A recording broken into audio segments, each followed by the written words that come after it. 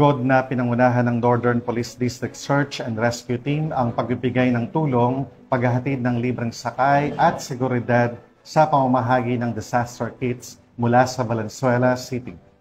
Sa pamamahagi ng disaster kits at pagbibigay ng impormasyon ukol sa kahandaan, tumataas ang antas ng preparasyon ng mga mamamayan sa posibleng sakuna. Ito ay nag-aambag sa matatag na komunidad na kayang harapin ng mga emergency. Yan ang balitang hatid ni Patrolwoman Blazel Ann Esperanza. Nagbigay ng tulong, seguridad at libreng sakay ang Northern Police District Search and Rescue Team sa isinagawang pamamahagi ng mga disaster kits sa iba't ibang evacuation center sa Valenzuela City.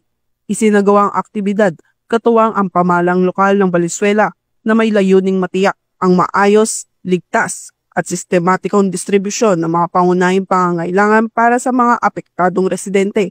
Bilang bahagi ng patuloy na serbisyo, naghatid din ng libreng sakay sa mga stranded na commuters.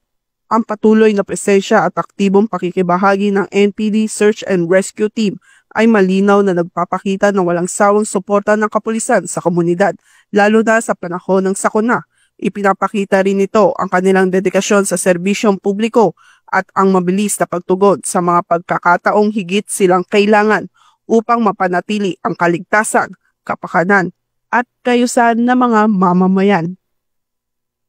Mula rito sa Northern Police District, ako po ang inyong PNN correspondent, Patrolwoman Blazel Ann Esperanza, alagad ng batas, tagataguyod ng Balitang Pulis.